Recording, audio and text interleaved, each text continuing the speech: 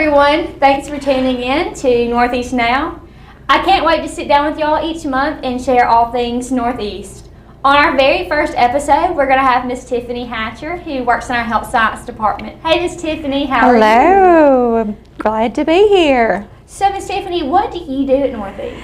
I am the Health Sciences Advisor. So what I do is basically take all of the pre-health science students and pre-nursing students and help them to navigate their way through getting into one of our programs. Oh, that's so cool.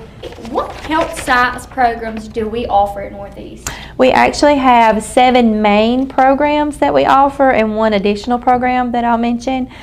We offer 2 different nursing programs, associate degree nursing and practical nursing. We also have dental hygiene, medical lab technology, medical assisting, radiology technology, and respiratory care therapy. We also have an additional program now called diagnostic sonography, and what that is ultrasound. It's an ultrasound program. It's a certificate program, so you already have to be a radiology tech or a licensed person before you can enter that one, but that's an additional program we just started. Awesome. So with these 7 health science programs, do you have to just have general admission into the college to be in one, or is there an application process these students have to go through? Yes, you do have to go through an application process with the college first. So you fill out a general admission form, and then there is a step 2. You have to fill out an application for the program itself. And that can all be done online now. We're very happy to announce that. Now, are there any ACT requirements to get into these programs? Do they have to have certain classes? There is an ACT requirement. You want to have at least a 17, and that is so your score can be ranked on the rating sheet that we use. So if you have under a 17 and you don't get any points for the ACT, it would make it very difficult to get into a program.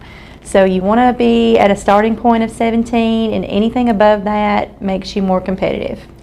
Awesome. And so when you're looking at this application process, do you only have to pick one program, or can you apply to every program we offer? That's a great question. You can apply to every program. Some people apply to all of the programs. It doesn't hurt your chances of getting in one or the other. If you apply to multiple, you just pick the one that you want if you get accepted to multiple programs. So I know these application processes can be a little bit stressful.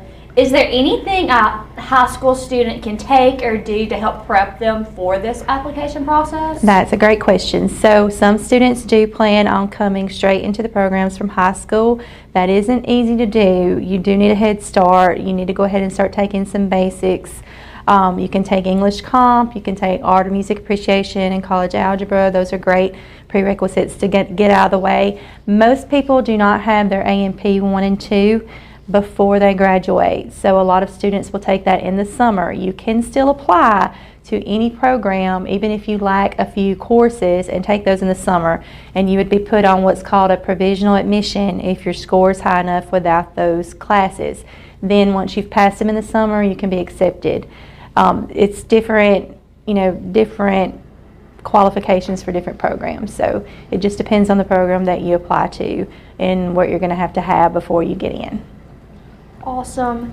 And do you recommend shadowing before you apply to these programs? Is that something students are able to do? I do if you're able to. Right now with COVID, our shadowing processes and our even the health science students are having a very difficult time getting into the hospital or any kind of clinical environment. So we do have a course called Intro to Health Professions.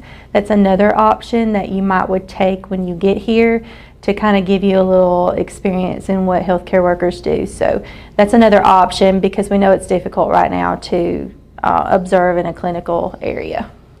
Awesome. And what advice would you give a high school student who wants to go into healthcare?